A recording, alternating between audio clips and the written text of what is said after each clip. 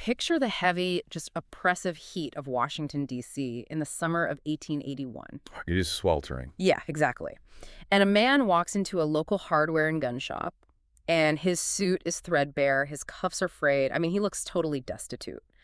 But he isn't there to beg. He is there to negotiate the purchase of a .44 caliber revolver. And the shopkeeper actually presents him with two options, right? There's a standard model with a plain wooden grip, and then this premium version with a gleaming ivory handle. Right, and for anyone in his financial position, the wooden handle is the obvious choice. Oh, absolutely. I mean, a gun fires the exact same bullet regardless of what the grip is made of. But this man, he totally refuses the wood. He is dead set on the ivory handle. And his reasoning here is just, well, it's what makes this moment so profoundly disturbing. Yeah, because he isn't thinking about the weapon's utility at all. No, not at all. He is looking at that gun and visualizing it sitting behind glass in a museum exhibit. He firmly believes that after he uses this weapon, it's going to become this sacred historical artifact. So he wants it to look, sufficiently regal for the history books. And the craziest part is that he's actually $1 short for the ivory version. Yeah. But in this bizarre twist of fate, the store owner drops the price so he can just walk out with it. It's wild. And that minor retail transaction is really the perfect encapsulation of a man whose entire existence was built on this impenetrable, terrifying delusion of grandeur. It really is. Welcome to our deep dive into the life of Charles Guiteau. He's the man who walked out of that shop and used that ivory-handled revolver to assassinate the 20th President of the United States, James A. Garfield. Today, we are taking you on a journey to reconstruct the chronological unraveling of a really disturbed mind. We're going to explore the mechanics of 19th century political entitlement, the terrifying power of an echo chamber of one, and how a lifetime of relentless, objective failure somehow forged a weapon that completely altered American history. So, to understand the psychology of the man holding that gun in 1881, we really need to trace the origins of his desperate need for significance. Right. Charles Guiteau was born in Illinois in 1841 into an environment that was just defined by impossible standards. His mother died when he was young, so his upbringing was dominated by his father. And his father, Luther Guiteau, was a man of terrifyingly strict religious and academic expectations. Extremely strict. And I want to be clear for you listening, we aren't talking about like a stern 19th century father who made his kids do extra chores. No, we are talking about systematic physical punishment for the most minor of human errors. Yeah, if young Charles misspelled a word on a piece of paper or, slightly mispronounced a syllable while reading aloud, he was beaten. And when a developing brain is subjected to that kind of violent correction for minor flaws, the child doesn't just learn to spell better. Right. They internalize this pathological belief that they are inherently defective unless they can achieve some grand, perfect validation from an authority figure. It implants this desperate need to belong to something important, just to prove they actually have value. Which creates a tragic paradox. He spends his entire life aggressively demanding to belong, and his personality becomes so abrasive that he is universally rejected. Yeah, we really see this pattern solidify when he finally gets a taste of independence. So in 1860, he inherits $1,000 from his grandfather.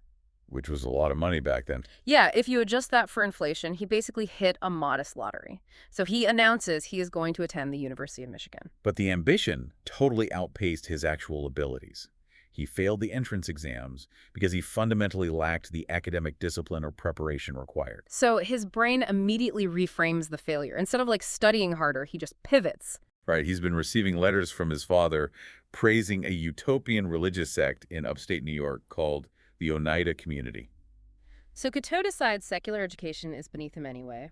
He drops his college prep and moves to the commune, absolutely idolizing its founder, John Humphrey Noyes.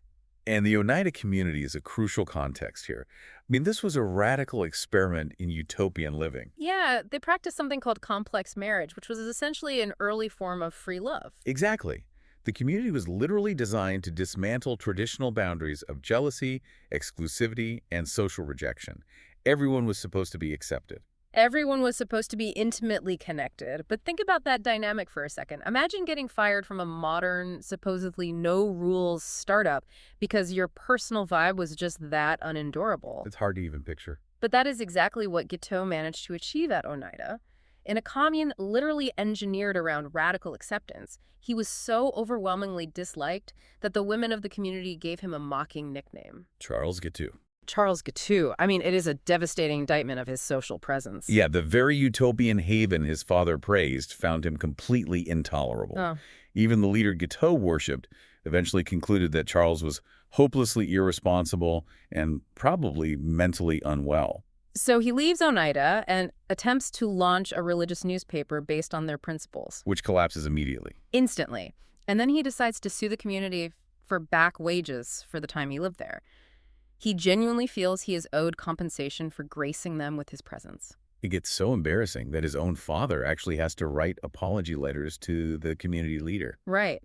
And after this spectacular failure in the utopian sphere, Guiteau simply packs up his unearned confidence and decides to conquer the secular professional world. Which launches his era as a grifter lawyer and a wandering, fraudulent preacher. Yeah, we really see his detachment from reality harden here. He fakes his way into a job as a newspaper advertising agent just by projecting confidence. And then he decides to become an attorney. Wait, how does that even work? Well, in the mid-19th century, the bar exam wasn't always the grueling, standardized test we know today. It was often just a casual oral examination by local judges. Oh, wow. Yeah, so Guiteau just charmed his way through a cursory exam in Chicago and was licensed to practice law. I'm trying to square how someone with zero academic discipline manages to function as a lawyer. Did he actually understand the law, or was this just a facade to access people's money? It was entirely a facade. I mean, he only ever argued one single case in an actual courtroom, and he lost it spectacularly. Of course he did. So, realizing he couldn't survive doing actual legal work, he pivoted to the murky world of debt collection. But he didn't operate like a normal collector. Not at all. If a client hired him to recover a debt, Guiteau would collect the money and just pocket the majority of it. Let's look at the mechanics of this fraud, because the justification he uses is fascinating. In one famous instance, he was hired to collect a $300 debt. Right. And he manages to extract $175 from the debtor. But he keeps every single cent of it. Yeah, and when a client demands the money, Guiteau explains that his standard legal fee is 50% of the total debt, meaning he is owed $150. And extra $25. He claimed that was just to cover his travel expenses. It's unbelievable. He genuinely constructed a logical framework where he was the victim if anyone questioned his math. He really did. When a New York newspaper publicly exposed him as a fraud for this exact behavior, he didn't retreat in shame. He sued the publisher for libel, demanding $100,000 in damages. And he only dropped the lawsuit because the judge demanded he post a bond to cover the court costs, and Guiteau was essentially penniless. Right. And that same predatory calculus infected his personal life, too. He married a librarian named Annie Bunn, subjected her to severe physical abuse, and when the marriage finally broke down, the mechanism he used to secure the divorce was incredibly dark. It's awful. He deliberately hired a sex worker, slept with her, and had her testify in court to his infidelity so his wife would have the legal grounds to divorce him. It just demonstrates a total void of basic human empathy. People were just pawns to be manipulated to serve his immediate needs. Exactly. And following the divorce, he transitions into this totally transient lifestyle. He drifts across the Northeast and Midwest, skipping out on hotel bills in the middle of the night. He even publishes a theology book, which is almost entirely plagiarized from the writings of his old commune leader. He did.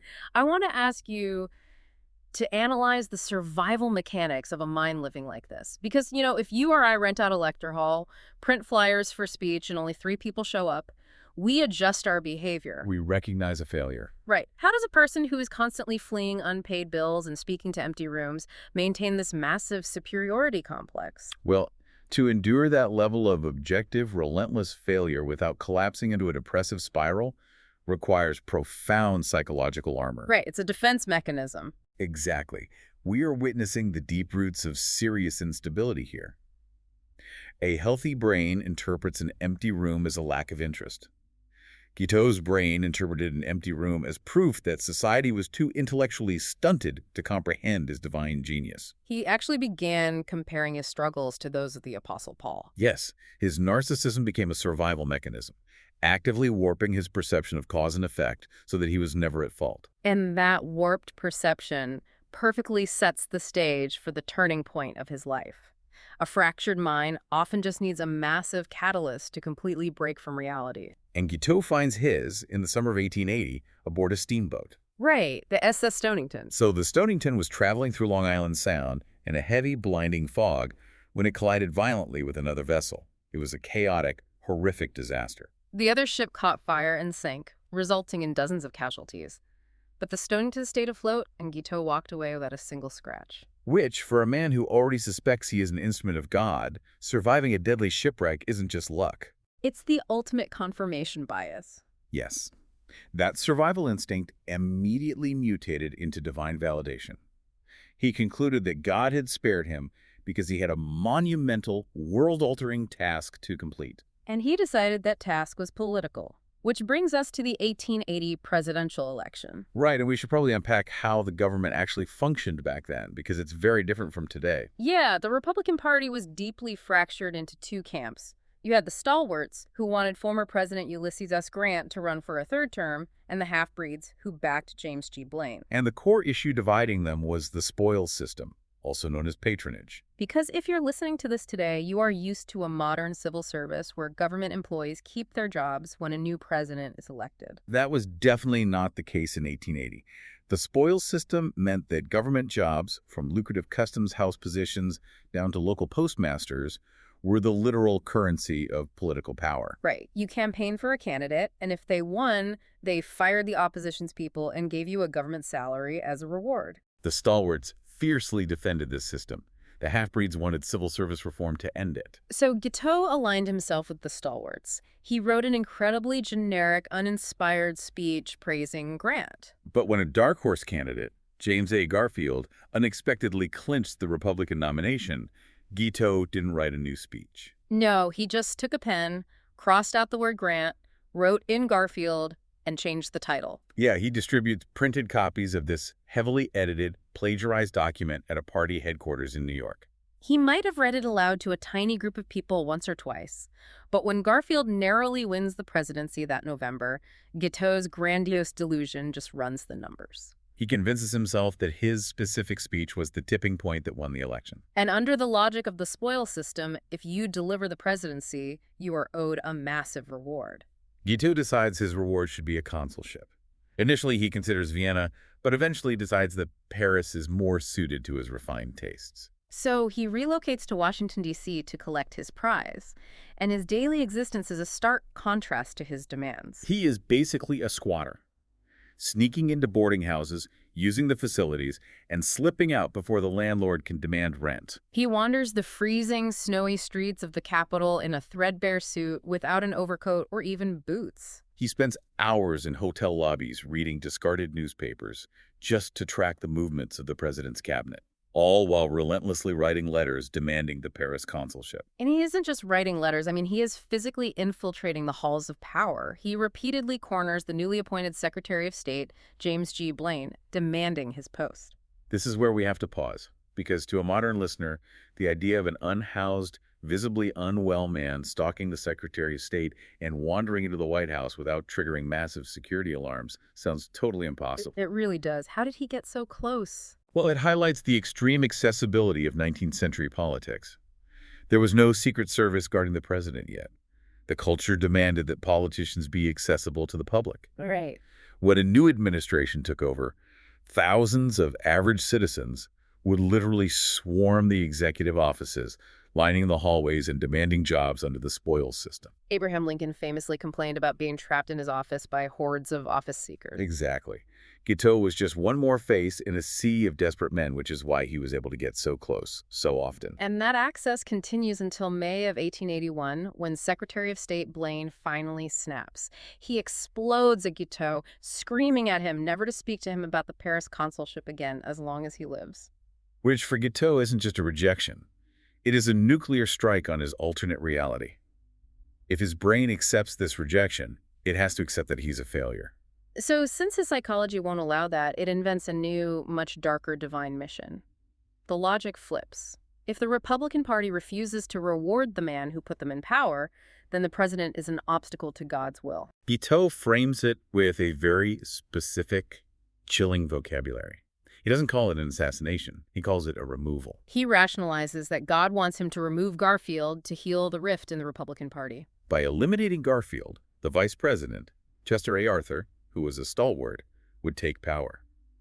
Blaine's influence would be purged, and Arthur would finally give Guiteau his Paris consulship. It's a terrifyingly complete internal logic. So he borrows $15 from a relative to buy that ivory-handled revolver we discussed earlier. And he begins practicing by the Potomac River, and it becomes immediately clear he has zero familiarity with firearms. Yeah, the first time he pulls the trigger, the recoil literally knocks him off his feet. I think the most terrifying aspect of this phase is the mundane practicality of his preparation. He treats assassinating the President of the United States like a corporate ribbon-cutting ceremony. He writes out explanatory documents for the press. He actually goes down to the local jail to inspect the facilities, deciding he'll need a cab waiting after the murder so he can safely turn himself in before a mob can form. The casual bureaucracy of his planning, mixed with the absolute horror of his intent, is just chilling. And he stalks the president for weeks. There is a moment where he actually has a clear shot at a train station, but he aborts the plan. Right, because the First Lady is walking beside the president, and she looks physically frail. Guiteau decides he doesn't want to distress her by murdering her husband right in front of her. It is a bizarre, deeply unsettling display of misplaced empathy from a man planning a cold-blooded killing. But his patience finally runs out on July 2nd, 1881. He reads that Garfield is traveling from the Baltimore and Potomac Railroad Station. So Guiteau gets his shoes shined, arranges for his getaway cab to wait outside, and waits in the station. As Garfield enters, Guiteau steps up from behind and fires twice. One bullet grazes the president's shoulder and the other plunges into his back. And the immediate aftermath is pure chaos. Guiteau turns to leave, bumping directly into a police officer. Officer Patrick Kearney. And Kearney is so stunned by the gunfire and the sight of the bleeding president that he grabs Guiteau, arrests him, but completely forgets to confiscate the ivory-handled revolver until they arrive at the police station. Through all of this, Guiteau is shouting to the terrified crowd about how he is a stalwart and that Arthur is president now. He genuinely believes he's about to be celebrated as a national hero. But he is thrown into a cell, and the tragedy splits into two distinct, horrifying spectacles: the legal circus of the assassin and the medical nightmare of the president. We have to examine the medical mechanics here because James A. Garfield did not die that day. No, he survived the initial shooting and lingered in agony for 11 weeks. Modern medical consensus strongly suggests that Guiteau's bullet was not the primary cause of death. The true killers were likely his doctors. To understand why, you have to look at the state of medical science in 1881. The germ theory of disease, the idea that invisible microbes cause infections, was still hotly debated and widely rejected by older American physicians. Yeah, they believed in the miasma theory, which argued that diseases were caused by bad air. Because they didn't believe in germs, they didn't believe in sterilization. As Garfield lay on the dirty floor of the train station and later in his White House bed, teams of doctors repeatedly poked and probed the bullet wound with unwashed fingers and unsterilized medical instruments. Desperately searching for the lead projectile, they essentially introduced a lethal cocktail of bacteria deep into the president's body, causing massive cascading infections. Now, there is an alternative theory proposed by some modern medical researchers suggesting Garfield suffered a late rupture of an artery near his spleen. Complicated by a pre-existing gallbladder issue, right? Exactly, which might have been fatal regardless. But the overwhelming consensus is that 1880s medical ignorance turned a survivable wound into a death sentence. And Guiteau was fully aware of this. During his trial, he stood up and shouted to the courtroom that the doctors were the ones who killed Garfield, and that he only shot him. Which, legally, if you inflict a wound and the victim dies from complications of medical treatment, you are still guilty of murder. But Guiteau's outburst shows how desperately he clung to his own internal logic. And the trial itself was an unprecedented media spectacle. Guiteau frequently represented himself. He hurled insults at the judge, his own defense attorneys, and the prosecution. He formatted his testimonies as epic poems and recited them to the jury. It was wild. But it was also legally groundbreaking because it featured one of the earliest high-profile uses of the insanity defense in the United States. Right, utilizing the M'Naghten rule. Can you explain how that test actually works? Because it's not just a blanket assessment of whether someone is acting crazy. No, the M'Naghten test asks a very specific legal question. At the time of the crime, did the defendants suffer from a disease of the mind that prevented them from understanding the nature of the act or from understanding that the act was wrong? And the medical experts completely fractured over this. The defense brought in a prominent psychiatrist who labeled Guiteau a moral monstrosity, arguing he was undeniably insane. Driven by morbid egotism and likely suffering from brain malformations. But the prosecution countered aggressively. They argued that Guiteau wasn't insane at all. He was just a highly calculating, attention-seeking deadbeat who murdered a president for notoriety. This is the central tension of the entire story. Was Guiteau suffering from a profound mental illness that destroyed his culpability? Or did he just possess a toxic, lethal combination of extreme narcissism and entitlement? It's a question you really have to ask yourself when you look at his behavior. Because while on trial for his life, facing the gallows for killing the president, Guiteau dictated an autobiography to a newspaper.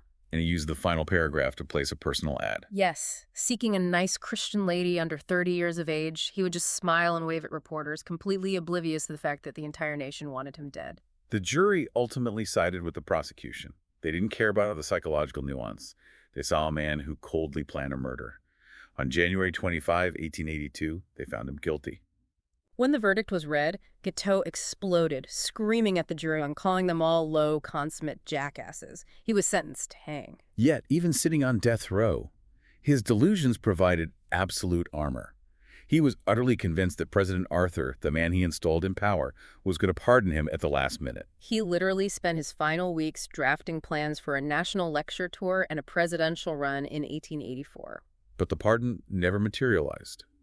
On June 30th, 1882, Guiteau was led to the gallows. He read from the Bible, delivered a prayer cursing President Arthur as a coward, and then pulled out a poem he had written that morning. A poem about going to meet his maker. He chanted it in a high-pitched, mournful voice, sobbing openly before signaling the hangman by dropping a piece of paper. His death was instantaneous, but the physical legacy of his body took a deeply macabre turn. Public hatred was so intense and the fascination so morbid that officials were terrified grave robbers would dig up his corpse to sell pieces of it as souvenirs. To prevent this, his body was not returned to his family.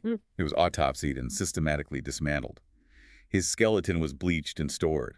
His brain and spleen were preserved. And the autopsy revealed something fascinating. The protective lining of his brain was abnormally thick. Which, at the time, some doctors argued was physical evidence of neurosyphilis. Which is critical because late-stage neurosyphilis physically attacks the brain, causing manic behavior, grandiosity, and profound dementia. Today, medical historians debate whether that thickened tissue was actually proof of syphilis, or if his lifelong behavior was the result of severe schizophrenia combined with narcissistic personality disorder.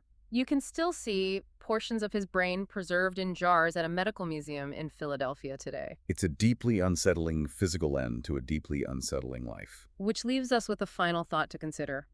Charles Guiteau spent every waking moment of his life desperately seeking fame, significance, and undeniable importance. And in a twisted, horrific way, he achieved exactly what he wanted. He forced his way into the center of American history. But he did it by becoming one of the most reviled, pathetic, and tragic figures the country has ever known. His life is a stark warning about the dangerous intersection of severe psychological grandiosity and political obsession. When an incredibly fragile ego attaches itself to the machinery of political entitlement, the fallout can literally shatter a nation. And as for that .44 caliber revolver, the one he specifically demanded feature an ivory handle so it would look majestic, sitting in a museum display. After the trial, it was handed over to the Smithsonian Institution. But somewhere along the line, in the vast, chaotic archives of history, it was misplaced. The very artifact he believed would cement his glorious legacy simply vanished without a trace. Thanks for joining us on this deep dive. Keep questioning the history you think you know, and we'll see you next time.